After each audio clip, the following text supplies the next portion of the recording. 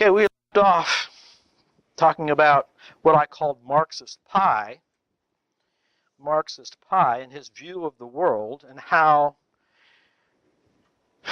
the workers were being exploited by the capitalists, the people who owned the capital. So let me just do an application of that. And I'm sorry, I could probably go with Trina. I'll pick on Trina here. Let's say you got a whole stack of $5 bills. A whole stack of them there. I got a whole big stack of $1 bills. Could I give you 5 of my ones for one of your 5s? Yeah. Did I cheat you?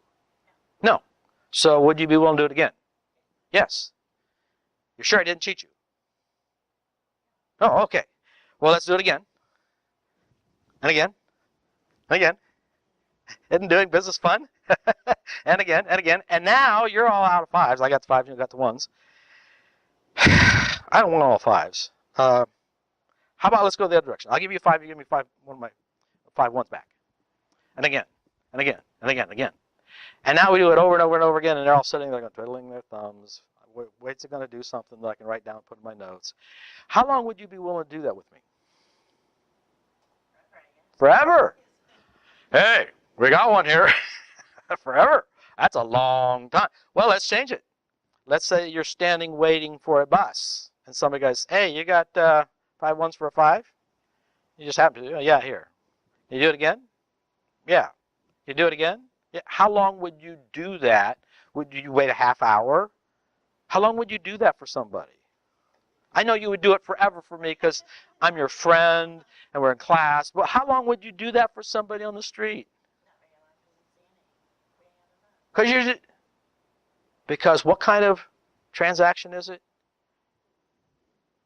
Of the 3? It is a... It would be a win-lose if I was standing there, right? Close. I mean, it'd be win-win for the transaction, but if I'm standing there... You're breathing all over it. Let me change it just a little bit. When I came in, somebody was eating some fast food back there when I came in. And when you walk in, you've been there, and you're hungry for breakfast or something like that, and you see something for $5 up there, and you say, I'll take that $5 breakfast right there. And you get the breakfast, and you pay the $5, and you really enjoy it. Did you get your money's worth? No.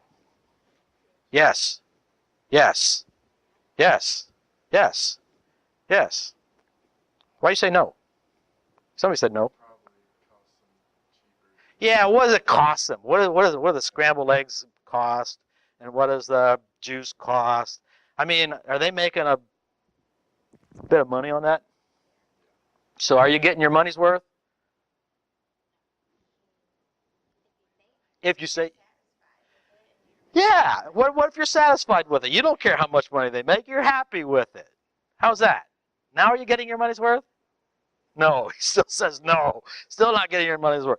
Let's say that I'll go to the rest of them. You get your money's worth so much that you would like to do that tomorrow and the next day. Are you getting your money's worth then? Are you not going to say anything anymore? I would argue, no, you're not getting your money's worth. Of course you're not getting your money's worth. It's a trick question. Of course you're not getting your money's worth. It has to do with our 5 and 1 thing. Because in your mind, well, when you pay that McDonald's or Burger King or whatever you get that breakfast, do you think that restaurant is making money on the deal? Are they going to win on that deal? They're going to win, right?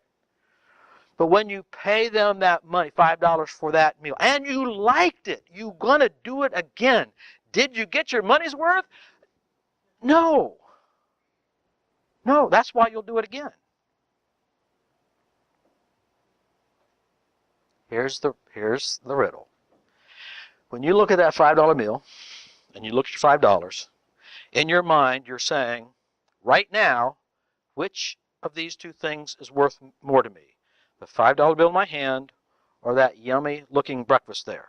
And you're saying, well, right now that yummy looking breakfast is worth more to me than the $5 bill in my hand. And therefore, I'm giving up something that I think is worth less to get something that I think is worth more. Did you profit from that deal? Say yes. Yeah. They made money. I can talk to their accountant. They made money. And you are economically better off. Do you know how I know that you're economically better off? Because you did it voluntarily. Nobody had a gun to your head. You really thought you're going to be better off. You really thought that you're going to be a winner in that transaction, or you don't make the deal. Now, when I give you $5 worth of, give you a $5 bill for a 5 ones, is there anybody profiting? No. That's called charity. That's not business. Remember, you don't go into business for charity. Do your charity on your own. Make some money and do your charity. But when you do business, you're supposed to profit. It's not ugly. It's not immoral. You're supposed to gain. You're supposed to be a win-win transaction. That means you're supposed to win or you shouldn't do the deal. You're not supposed to break even unless you want to do charity. And business is not charity. Okay? I just thought I'd make that practical illustration along the way. Now we're back to Karl Marx. And let's talk about this value theory, this labor theory of value. Again, I live close to Amish land, and people from Cleveland, Columbus like to drive into Amish area, and they like to see people who have little dolls with no faces, and little kids that run around without shoes, and have black buggies. And I mean, they just enjoy seeing simple people do simple things and enjoy the life. And whenever tourists go someplace, they can't go back home without some sort of trivia that they bought to prove that they were really there. I mean, if you go to Mammoth Cave, you got to get something to put on the refrigerator to really prove that you're at Mammoth Cave. And so if you're in Amish country, you got to buy something to prove you're actually there. So when neighbors come over, you can prove that you're actually there because you got this knick-knack. And so there's this fellow there that sells buggy whips. He sells buggy whips. And he makes them. He's got this wooden dowel, and he's got this leather here, and he makes big long strips of leather like that, and then he weaves it around this wooden dowel, and then he weaves the big old thing with a tip on it, and then he glues it together back here, and he sells them. Make numbers. Let's say it's $2 worth of leather and dowel, and maybe for him, he wants to get $4 for the, they don't have minimum wage, $4 for the time he put into it. And so he wants to sell it for $6 a piece for a buggy whip. Is that for a good price? Yeah. So somebody comes and says, hey, I'd like to buy 2 of your buggy whips. I want one to go this way. I'm going to put it over my mantle. Put it up here like that. Okay? To prove that I was in Amishville and I got my buggy whips. But I don't want to pay you $12. I don't want to pay you $10. What would Karl Marx think of that? What would Karl Marx think of that offer? What is this greedy person trying to do to this poor, simple Amish artisan of buggy whips? He's trying to take food out of his children's mouths. You dirty, low-down, capitalist, pinko, greedy person, how dare you do that? Now,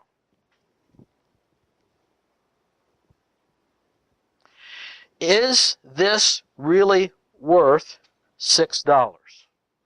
$2 in labor. He's not getting rich, and maybe take him a half hour. I mean, he's making minimum wage.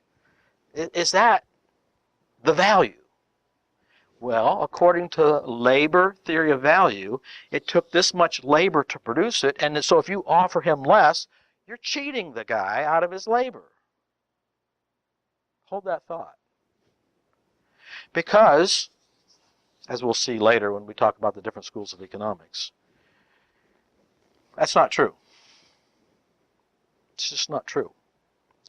That the value of things is not dependent upon the labor that it took to make it. I could go into my little workshop and I could carve something out, some ugly looking object, and I could even gold plate it that take me 1,000 hours. What's it worth? Is it worth $1,000 worth, 1,000 hours worth of labor? These buggy whips and my thing is only worth whatever somebody else is willing to pay for it. End of story.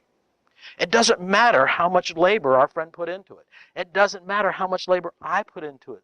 It only matters what somebody else thinks about it. And if somebody else thinks it's valuable, then it is, because they'll pay money for it.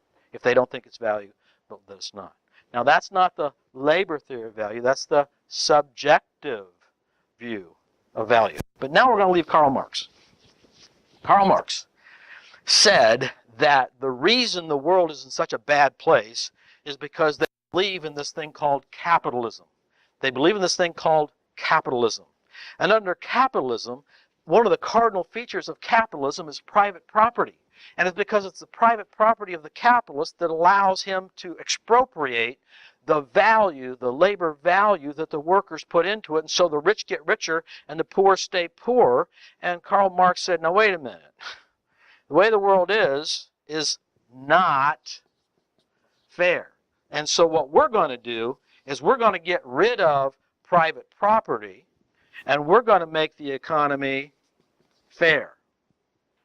We're going to make everything the same for everybody. There's no super, super, super rich, and there's no dirt poor, and there's nobody going to be left behind, to quote a common phrase. So totalitarian communism is fair. Nobody gets some medical treatment that nobody else can afford. Nobody else gets a nice fancy car that nobody else can afford. And there's so much wealth there that there's a wealth enough for everybody, and we can get a utopia. Utopia. Rather than look to the sweet by and by for that pie in the sky, because Karl Marx said that this view of private property and the religion that it wrote in on, it's got to go. It's not ethical. It is unethical. It is immoral.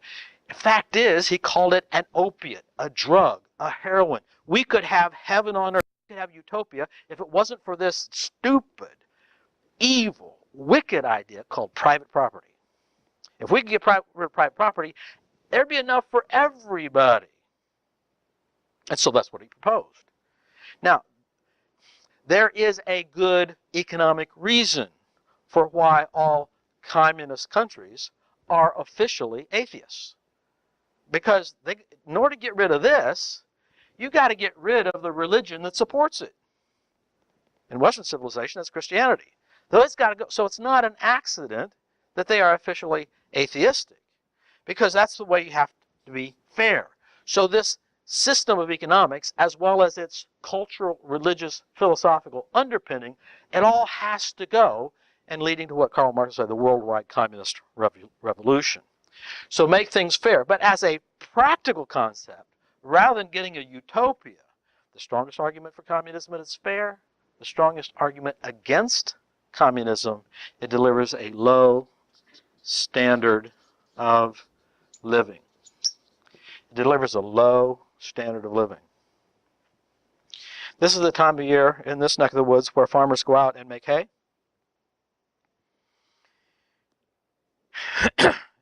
And if the hay's down and it's dry and it looks like there could be some rain coming in, and the cell phone goes off and wife says, hey, dinner's sitting on the table, come on in, it's time to eat, the family's here. Well, sweetheart, I got about 50, 100 bales out there, and they're like $5, $6 a piece, and I'm not leaving them out in the field. I'm sorry, everybody can go ahead and eat, but I'm not coming in because I'm not going to leave $600 lay out there in the field and get rained on and get turned to nothing. Why? Because that's his $600 out there. He's not going to let it go to waste. Now, let's paint a different picture. Under communism, what are the four factors of production? Land, labor, capital, and entrepreneurship. Under communism, who owns the land? Well, the people do, at least in theory, but who actually controls it and runs it? The Communist Party, the government. And labor, who do people just go wherever they want and do whatever they want and take whatever job, or are they assigned a job? Yeah, it's against the law not to have a job. So the government would tell you, I want you to do this job and go out on our land, and I want you to take this tractor and make that hay over there. And who makes all the entrepreneurial decisions under a totalitarian communist system? Well, it's not the individual owners, because there are no owners. There is no private property. It belongs to all of us. And so you do what you're told, and you're supposed to go out there and work for 8, 10 hours, and it's time for dinner. And yep, it sure is time for dinner, and there's more hay there, but it's time for dinner. And so what does he do? Goes to dinner. That's not his hay out there in the field. That belongs to whoever. My job is to work from here to here, and I'm done for the day. So because there is no greed, because there is no incentive for personal advancement, and both the gain of being an entrepreneur and putting in extra time, as well as the potential of loss, the system as a whole delivers a low standard of living.